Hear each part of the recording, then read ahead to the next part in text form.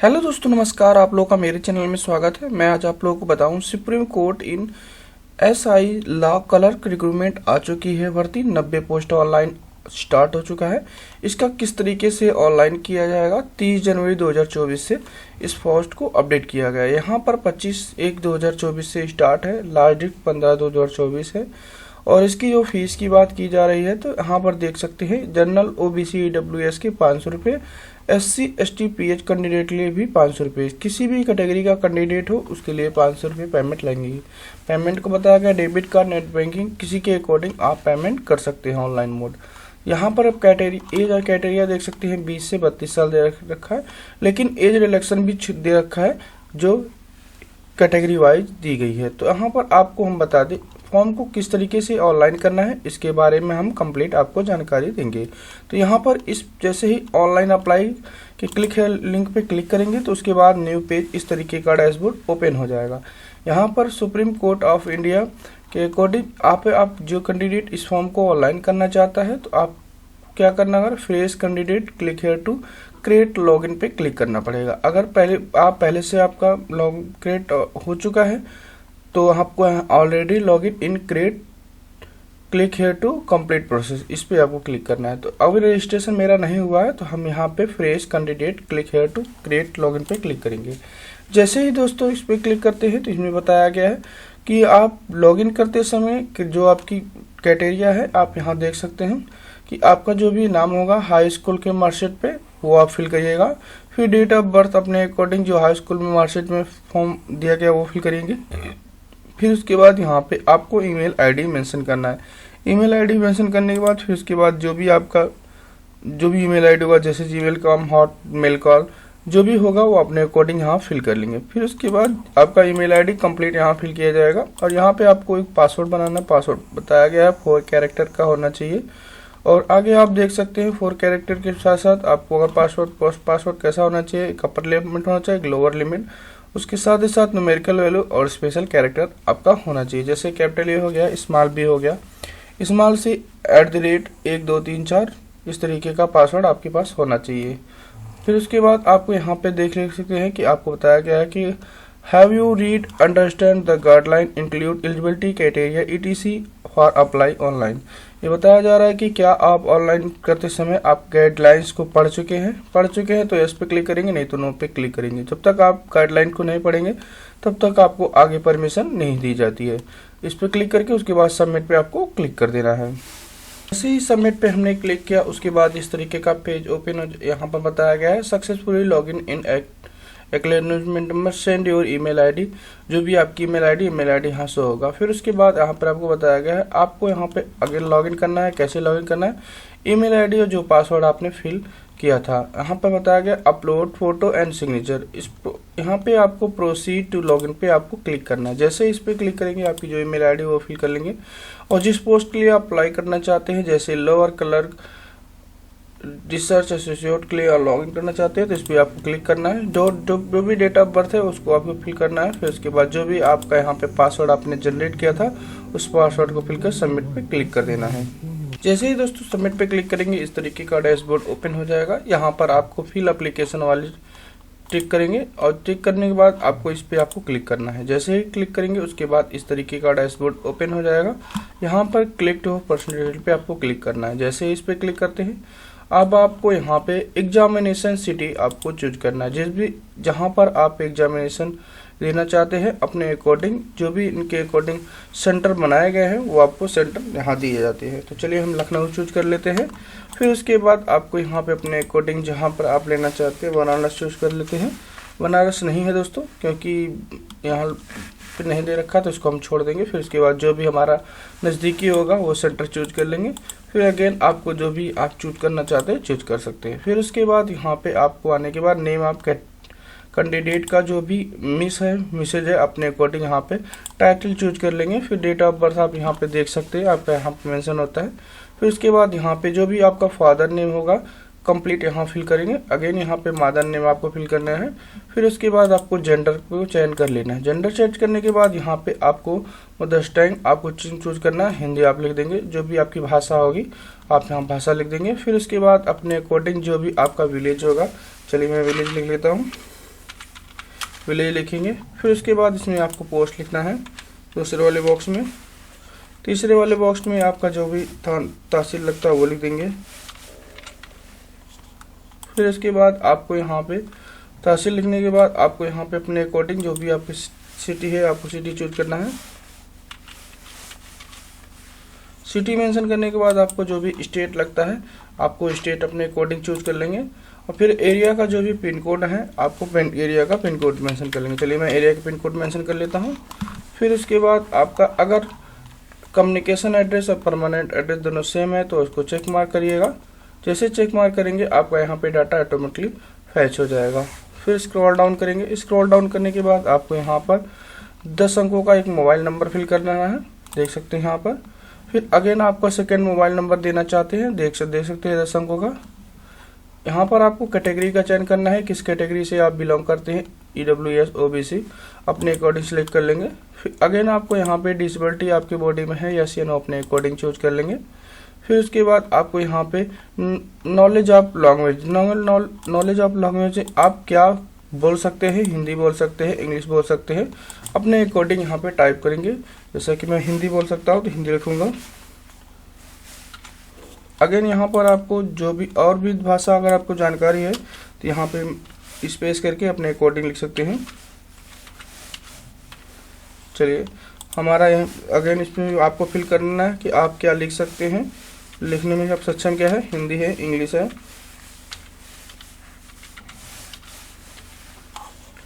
Hindi English लिख सकते हैं तो हिंदी इंग्लिश आपको लिख लेना है। फिर अगेन आपसे पूछा जा रहा है कि क्या आप पढ़ सकते हैं, तो मैं हिंदी पढ़ सकता हूँ और इंग्लिश पढ़ सकता हूँ। और अगेन आपको नेशनैलिटी का चयन करना है। फिर उसके बाद सेव एंड पर्सनल पार्टिकुलर्स पे आपको क्लिक करना है। जैसे सेव पे क्लिक करेंगे इस तरीके का पेज ओपन हो जाएगा कि आपका डाटा सक्सेसफुली सेव हो चुका है। और उसके बाद बैक पे क्लिक करना है। फिर यहाँ पे आपको देख सकते हैं click here to qualification detail पे आपको क्लिक करना है। जैसे ही इस पे आप क्लिक करेंगे तो आपको यहाँ पर बताया गया है कि आपका जो भी qualification which are mac eligibility this the mandatory qualification in mark okay पे क्लिक करना है। जिस पे स्टार मार्क लगा हुआ है वो फिल करना जरूरी है, जिस पे स्टार मार्क नहीं लगा है उसको आप छोड़ देंगे। तो यहाँ पर आपको अपने अकॉर्डिंग नेम ऑफ क्वालिफिकेशन आपका लिखना है। यहाँ पे नेम ऑफ क्वालिफिकेशन पूछा जा रहा है, क्वालिफिकेशन क्या है, तो आप यहाँ पे पहले 10 की फिल करेंगे। तो आपको यहाँ पे मेन सब्जेक्ट स्पेशलाइजेशन पूछा जा रहा है कि आपका मेन सब्जेक्ट क्या था। जैसा कि हम यहाँ पे फिजिक्स केमिस्ट्री मैथ हमारा कंपलसरी था तो हम यहाँ पे PCM भी लिख सकते हैं या तो जनरल सब्जेक्ट लिख सकते हैं, क्योंकि हाई स्कूल में दोस्तों जो भी आपका जनरल सब्जेक्ट होता है सभी को कंपलसरी फिल करना होता है, इसलिए यहाँ पे जनरल सब्जेक्ट भी लिख सकते हैं, नहीं तो आप यहाँ PCM भी लिख सकते हैं। मैं तो आपको यही सजेशन दूंगा कि जो भी आपके सब्जेक्ट नाम है सब्जेक्ट के नाम है वो आप सारे फिल कर दीजिए। हिंदी हो गया, इंग्लिश हो गया, क्योंकि 6 सब्जेक्ट होते हैं। कुछ कैंडिडेट के 5 सब्जेक्ट है तो 5 ही सब्जेक्ट यहाँ पे मेंशन करेंगे। जो भी सब्जेक्ट मेंशन है आप यहाँ पे मेंशन कर देंगे। जैसे ही मेंशन करेंगे अगेन आपको यहाँ पे ड्यूरेशन ऑफ मंथ पूछा जा रहा है, किस मंथ में आपने पास किया है अपना, आपको अपने अकॉर्डिंग यहाँ में ड्यूरेशन ऑफ मंथ इसमें आप जो है ड्यूरेशन ऑफ मंथ में आपको यहाँ पर अपने अकॉर्डिंग जब भी आपने क्लास 9th में एडमिशन हुई है आपको वो डेट आपको मेंशन कर लेना है। अगर आपको ये डेट मेंशन नहीं है तो आप कोई भी डेट मेंशन कर सकते हैं, कोई दिक्कत नहीं है। चलिए मैं यहाँ पे मेंशन कर देता हूँ 1 तारीख को एडमिशन हुई थी। और यहाँ पे मंथ आपको लिखना पड़ेगा जो भी आपका मंथ है। चलिए मैं मंथ मेंशन कर लेता हूँ। यहाँ पे दोस्तों ड्यूरेशन ऑफ मंथ, ड्यूरेशन का मतलब ये हुआ कि आप कितने साल के लिए हाई स्कूल कर रहे थे। मैं 1 साल के लिए कर रहा था तो यहाँ पर जो भी आपका 1 साल के लिए था तो हम यहाँ 1 साल आपको मेंशन करके यहाँ पे 0 मंथ मेंशन कर सकते हैं। तो आपको यहाँ पे पासिंग मंथ एंड ईयर पूछा जा रहा है। आपकी मार्कशीट पे लिखा होता है दोस्तों पासिंग ऑफ मंथ और ईयर, अपने अकॉर्डिंग यहाँ पे मेंशन कर देंगे। फिर उसके बाद आपको यहाँ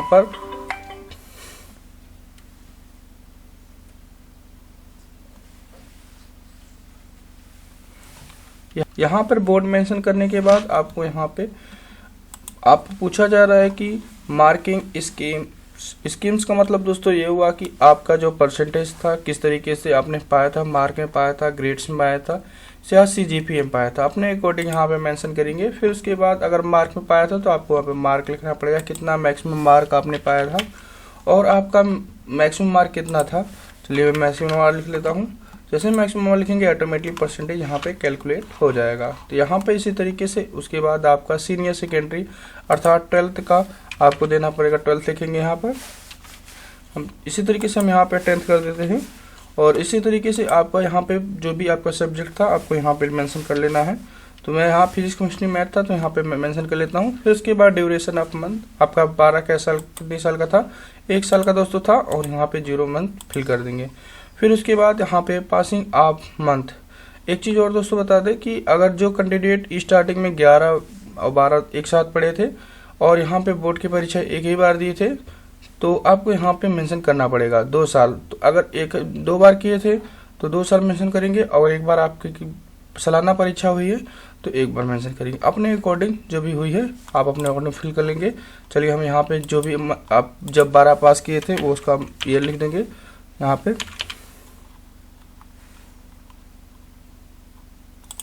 उसके बाद यहाँ पे अपने अकॉर्डिंग जो भी आपका बोर्ड था बोर्ड का नाम मेंशन कर लेंगे। बोर्ड का नाम मेंशन करने के बाद यहाँ पे आपसे पूछा जा रहा मार्क था कि ग्रेड्स था, CGPA था, अपने अकॉर्डिंग में मेंशन कर लेंगे। चलिए मैं यहाँ पे मेंशन कर लेता हूँ। फिर उसके बाद कितने नंबर पाए थे और कितने में से पाया था तो वो आपको मेंशन कर लेना है। मैक्सिमम मार्क आपका 500 का था और ऑप्टेड मार्क आपका जो भी रहा होगा वो आपको मेंशन कर लेना है। जैसे ही मेंशन करेंगे ऑटोमेटिकली परसेंटेज यहाँ पे शो हो जाता है।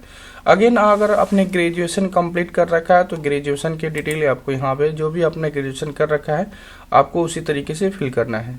तो आपको एक चीज़ और बता दें, कुछ कैंडिडेट कन्फ्यूजन में है कि यहाँ पर सर कि मैं 9वीं और 10वीं का फिल होता है 2 साल माना जाता है। तो आप कोई दिक्कत नहीं, 2 साल यहाँ मेंशन कर सकते हैं और यहाँ पे इसको भी आप 2 साल मेंशन कर सकते हैं और यहाँ भी 0 मंथ लिख सकते हैं। तो इस तरीके से अगर आप एक भी करते हैं तभी कोई दिक्कत नहीं, लेकिन आपकी जो भी ड्यूरेशन आप ये पूछा जा रहा है तो आपको ध्यान रखिएगा क्योंकि हर साल परीक्षा होती है।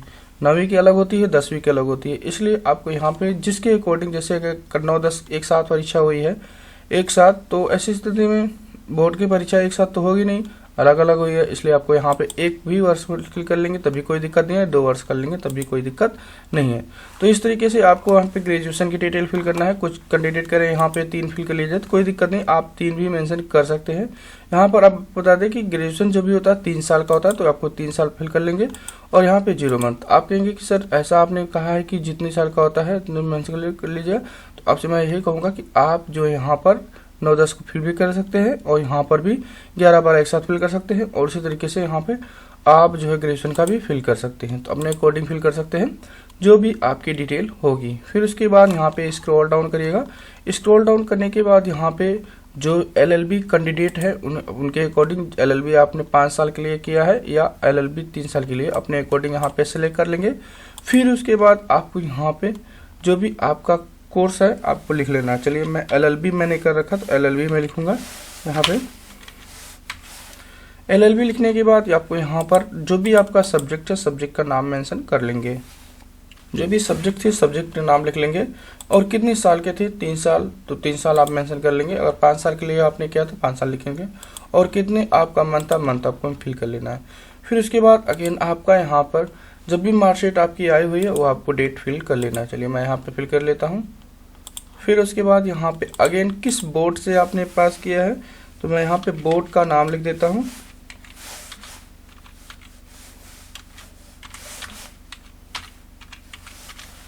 बोर्ड का नाम लिखे बाद यहाँ पर आपको परसेंटेज का मार्क था अपने अकॉर्डिंग यहाँ मेंशन कर लेना है। फिर उसके बाद पास है कि अपेयरिंग है, जो कैंडिडेट अपेयरिंग है वो भी इस फॉर्म को फिल कर सकते हैं। तो अगर मैं अपने अकॉर्डिंग आपको यहाँ पे फिल कर लेना है। फिर उसके बाद कितने नंबर में से आपने कितना पाया है आपको यहाँ पे मेंशन कर लेना है। अगेन जैसे ही आप फिल करते हैं उसके बाद मैक्सिमम मार्क आपको फिल करना है, ऑटोमेटिक परसेंटेज आ जाएगा। अगर आपके पास अदर कोई डिग्री है तो आपका डिग्री का नाम लिखेंगे। फिर उसके बाद आप अगेन डिग्री का नाम लिखेंगे। फिर उसके बाद आप सब्जेक्ट लिखेंगे। सारे सब्जेक्ट, एक चीज़ और बता दें, सारे सब्जेक्ट लिख सकते हैं। उसके बाद सेव क्वालिफिकेशन डिटेल पे आपको क्लिक करना है। फिर अगेन मुझे कमेंट आया था कि सर आपने बताया है कि यहाँ पे ड्यूरेशन आप ईयर, तो हम बता दें दोस्तों कोई दिक्कत नहीं है। मैं थोड़ा सा अभी मैं नोटिफिकेशन अभी पढ़ के आया हूँ, तो वहाँ पे देखा हूँ कि आपका ड्यूरेशन आप ईयर ड्यूरेशन पूछा जा रहा है। तो आप यहाँ पे जो भी ड्यूरेशन है क्लास 9 10 का फिलेगा, यहाँ पे 11 12 का फिल करेंगे, यहाँ पे उसी तरीके से फिल किया जाएगा। तो यहाँ पे उसके बाद अगर आपकी सारी डिटेल सेव है सही है तो save qualification and other detail पे क्लिक करेंगे। ओके पे क्लिक करने के लिए आपको यहाँ पे graduation declaration should be blank आपने कर रखा, तो आपको यहाँ पे ग्रेजुएशन आपने ब्लैक कर रखा है तो आपको यहाँ पे फिल करना पड़ेगा। ग्रेजुएशन आपने कर रखा है तो आपको यहाँ मेंशन करना पड़ेगा, क्योंकि यह जो स्टार मार्क नहीं दे रखा है तब भी आपको आगे नहीं बढ़ेगा। तो चलिए हम यहाँ पे ग्रेजुएशन जो कर रखे हैं उनका भी डिटेल हम फिल कर लेते हैं। अगेन आपको यहाँ पे जिस भी आर्ट से पढ़े हैं, कॉमर्स से पढ़े हैं, आपको यहाँ पे मेंशन कर देना है। फिर उसके बाद कितने साल के लिए आपका कोर्स था वो आपको मेंशन करना है। कब आपकी मार्कशीट आई है, मार्कशीट का मंथ ईयर आपको यहाँ पे फिल करना पड़ेगा। चलिए मार्कशीट का मंथ और आपका ईयर फिल कर लेंगे। अगेन आपको जो भी बोर्ड था बोर्ड का नाम लिखेंगे। फिर उसके बाद अगेन आपको यहाँ पे जो भी मार्क था, ग्रेड था, CGPA था, अपने अकॉर्डिंग यहाँ पे फिल कर लेंगे। चलिए हम यहाँ पे बोर्ड का नाम लिख लेते हैं। अगेन आपको यहाँ पे उसी तरीके का डिटेल फिल करना है, आपका कितना मार्क पाए थे और कितना मैक्सिमम मार्क था आपको फिल करना है। जैसे फिल करेंगे आपका यहाँ पे परसेंटेज अल्टीमेटली आ जाएगा। उसके बाद आपको सेव एंड क्वालिफिकेशन डिटेल आपकी सब कुछ सही है तो ओके करेंगे, और जैसे ओके करेंगे तो यहाँ पे बैक पे क्लिक करना है। फिर अगेन आप आ जाएंगे उसी पेज पे। तो यहाँ पे आपको बता दें क्लिक हेयर टू ऑप्शनल है। अगर आपके पास जो है कोई एक्सपीरियंस है आप देना चाहते हैं तो यहाँ पे ऐड पे एक्सपीरियंस पे क्लिक करेंगे। जैसे ऐड एक्सपीरियंस पे क्लिक करेंगे आपका यहाँ पे पीरियड आप स्टार्टिंग में कहाँ कब से आप में लगे हुए हैं, कितना टाइम तक काम किए हुए हैं वो मेंशन करना है, और किस पद पे हैं वो आपको मेंशन करना है। प्राइवेट के अकॉर्डिंग और संगठन है या PSU या गवर्नमेंट, अपने अकॉर्डिंग यहाँ पे मेंशन कर देंगे। और फिर अगेन आपको ऑर्गेनाइजेशन जो संगठन है उसका नाम मेंशन कर देंगे। जॉब आपको लिखना है रेगुलर है, परमानेंट है या आपका तो कि अपने अकॉर्डिंग यहाँ पे फिल कर लेना है। फिर उसके बाद यहाँ पे जो संगठन के अकॉर्डिंग यहाँ काम हो रहा है उसका संगठन का नाम लिखेंगे, लोकेशन लिखेंगे, संगठन का लोकेशन कहाँ है, और यहाँ पे पोस्ट आप किस पोस्ट पर आप काम कर रहे हैं वो लिखेंगे। और उसके बाद आपके पे बांड CTC लिखेंगे। फिर उसके बाद ग्रेड पे लिखेंगे और उसके बाद सेव पे क्लिक कर देंगे। अगर आप कुछ ये सब कुछ नहीं है तो आप इसको छोड़ सकते हैं। और उसके बाद click here to additional detail पे आप क्लिक करेंगे। जैसे ही इस पे आप क्लिक करते हैं आपको इस तरीके का डैशबोर्ड ओपन हो जाएगा। आपको यहाँ पे दोस्तों बता दें कि आपसे पूछा जा रहा है पहला वाला पॉइंट कि जो पहला वाला पूछा जा रहा है पॉइंट की whether early engage and law come research association in Supreme Court of India. इसका मतलब दोस्तों क्या आप कहीं पर Supreme Court according research of association काम कर रहे थे, यस या नो अपने अकॉर्डिंग फिल कर लेंगे। आगे पूछा जा रहा है whether enrolled as a advocate, आप कहीं एडवोकेट के रूप में वकील के रूप में काम कर चुके हैं, अपने अकॉर्डिंग यहाँ पे फिल करेंगे। If you practice in advocate, आप प्रैक्टिस कर रहे हैं एडवोकेट का, यस या नो अपने अकॉर्डिंग यहाँ पे सेंड कर लेंगे। फिर आपसे पूछा जा रहा है एज यू एम्प्लॉय, कहीं आप वर्क कर रहे हैं, यस या नो अपने अकॉर्डिंग यहाँ पे फिल कर लेंगे। अगेन आपसे पूछा जा रहा है क्या आपको कंप्यूटर ऑपरेशन की जानकारी है, कंप्यूटर की जानकारी है, यस या नो अपने अकॉर्डिंग यहाँ पे फिल कर लेंगे। यहाँ पर आपसे पूछा जा रहा है कि detail of special course workshop attention if you any, अगर आपके पास कोई भी कोर्स आपका है स्पेशल जो है उसको यहाँ पे आप टाइप कर सकते हैं। तो टाइप करेंगे, फिर इसके बाद यहाँ पे टोटल आप कैरेक्टर आप लेफ्ट लिखेंगे, फिर उसके बाद टोटल आप लिख सकते हैं, और उसके बाद यहाँ पे सेव एंड एडिशनल डिटेल पे आपको क्लिक करना है। अगर आपका सब कुछ सही है तो उसके बाद आपको ओके पे क्लिक कर देना है। एक चीज़ और दोस्तों बता दें कि कंप्यूटर नॉलेज आपके पास अवेलेबल होनी चाहिए, इसको यस कर दीजिएगा। और उसके बाद यहाँ पे गिवन है कंप्यूटर नॉलेज की जो भी आपकी डिटेल है आपको यहाँ पे फिल करना पड़ेगा। जैसे कि आपने कौन सा कोर्स कर रखा है उस कोर्स का नाम लिखेंगे। चलिए मैं DCA कोर्स के रखा हूँ तो DCA लिखूँगा, और उसके बाद यहाँ पर जैसे DCA लिखेंगे उसके बाद यहाँ पे लेफ्ट कोड आ जाएगा। फिर उसके बाद जितने भी आप वर्ड लिखेंगे यहाँ पे आपको टोटल कैरेक्टर आपको यहाँ पे शो होता है। जैसे कि आपने DCA के रखा है और BCA कर रखा है तो BCA भी यहाँ पे हम कर सकते हैं। जो भी आपका कोर्स होगा आपको यहाँ पे मेंशन करेंगे, ऑटोमेटिकली यहाँ पे जो भी इतने वर्ड लिखेंगे आपको मेंशन होता जाएगा। उसके बाद यहाँ पर आपको सेव एंड डिटेल पे आपको क्लिक करना है। सेव एंड डिटेल पे आपको क्लिक करेंगे, ऑटोमेटिकली आपको यहाँ पे एडिशनल डॉक्यूमेंट सक्सेसफुली सेव हो जाएगा। उसके बाद बैक पे क्लिक करना है। जैसे ही बैक पे क्लिक करेंगे उसके बाद आपको होम पे चले जाना है। जैसे होम पे जाएंगे उसके बाद आप देख सकते हैं कि आप फर्स्ट स्टेप कंप्लीट कर चुके हैं। अब आपको फोटो और सिग्नेचर को अपलोड करने की ज़रूरत है। और उसके बाद जैसे ही फोटो एंड साइन पे अपलोड करते हैं तो यहाँ पे फोटो आपको अपलोड करना है। फोटो बताया गया है हाल ही का जल्द का ही फोटो होना चाहिए, वो भी जेपीजी फॉर्मेट में आपका होना चाहिए। यहाँ पे फोटो आपको अपलोड कर लेना है। अगेन आपको यहाँ पे साइन अपलोड कर लेना है। तो क्लिक हेयर टू फोटो पे जैसे हम क्लिक करेंगे तो यहाँ पे आपको फोटो अपलोड कर लेना है। ब्राउज पे आपको क्लिक करना है। जैसे ब्राउज पे क्लिक करेंगे जहाँ पर आपका फोटो है आप वहाँ पे अपने अकॉर्डिंग यहाँ पे जा सकते हैं। चलिए मैं डॉक्यूमेंट में है तो डाउनलोड पे हम जाते हैं और अपना फोटो अपलोड कर लेते हैं। यहाँ पर हम आ चुके हैं अपने अकॉर्डिंग जहाँ पर आपका फोटो होगा। फोटो अपलोड जैसे करेंगे तो क्लिक है टू अपलोड पे जैसे क्लिक करेंगे उसके बाद आपका फोटो शो हो जाएगा। अगेन आपको यहाँ पे साइन भी अपलोड करना है तो ब्राउज पे क्लिक करेंगे और जो भी आपकी साइन है साइन पे क्लिक करके क्लिक है टू अपलोड पे क्लिक करेंगे। जैसे साइन अपलोड हो जाएगा और उसके बाद नेक्स्ट पे क्लिक करेंगे। जैसे ही नेक्स्ट पे क्लिक करेंगे तो आप यहाँ पे देख सकते हैं preview and application only facility candidate save in colour fill. आप अपने अकॉर्डिंग जो भी डाटा है अपने अकॉर्डिंग मिला सकते हैं। यहाँ पर अपने अकॉर्डिंग जो भी आपकी डिटेल है आप मिला लीजिए। और अगर प्रिंट करना चाहते हैं प्रिंट करके भी आप देख सकते हैं कि आपकी डिटेल सब कुछ सही है। तो उसके बाद आपको यहाँ पे proceed to submit application form पे क्लिक करना है। अगर एडिट करना चाहते हैं तो एडिट पे करके एप्लीकेशन को एडिट भी कर सकते हैं। अभी सबमिट नहीं हुआ है तो यहाँ पर प्रोसीड टू फाइनल सबमिट पे क्लिक करेंगे। चलिए हम प्रोसीड टू फाइनल सबमिट पे क्लिक करते हैं। उसके बाद अपने आपको यहाँ पे पेमेंट करने के लिए यहाँ पे यस या नो अपने अकॉर्डिंग आप अगर आप भी पेमेंट करना चाहते हैं तो इस पे क्लिक करेंगे और इसको भी यस कर दीजिए और उसके बाद यहाँ पे सबमिट पे क्लिक कर देंगे। जैसे ही सबमिट पे क्लिक करेंगे तो यहाँ बताया गया है कि आपका पेमेंट 500 रुपये प्लस बैंक सर्विस चार्ज अलग से लगेगा। तो प्रोसीड टू बैंक गेटवे पे क्लिक करेंगे। जैसे ही प्रोसीड टू बैंक गेटवे पे क्लिक करेंगे तो फिर उसके बाद अपने अकॉर्डिंग जिस भी मेथड से आप पेमेंट करना चाहते हैं कर सकते हैं। तो यहाँ पर बताया गया है कि अगर एसबीआई के अकॉर्डिंग में करते हैं तो आपको यहाँ बैंक चार्ज अलग से देना पड़ेगा। क्यूआर कोड से अगर करते हैं इसलिए मैं क्यूआर कोड सेलेक्ट कर लेता हूँ। तो अगर भीम यूपीआई से सेलेक्ट करते हैं तो आपको कोई भी चार्ज एक्स्ट्रा नहीं देना पड़ेगा। दोस्तों आपको बता दें यूपीआई और क्यूआर कोड से करेंगे तो आपको कोई भी एक्स्ट्रा चार्ज नहीं देना पड़ेगा। नेट बैंकिंग का आप सहारा लेंगे तो आपको पेमेंट अलग से कुछ देना पड़ेगा। तो चैनल पे नए हैं तो चैनल पे सब्सक्राइब कर लीजिए। ओके थैंक यू दोस्तों बाय। मैं यहाँ पे क्यूआर कोड को ओपन करके अपना पेमेंट कर लेता हूँ। तो चैनल पे नए हैं तो चैनल जरूर सब्सक्राइब कर लीजिए। ओके थैंक यू दोस्तों बाय।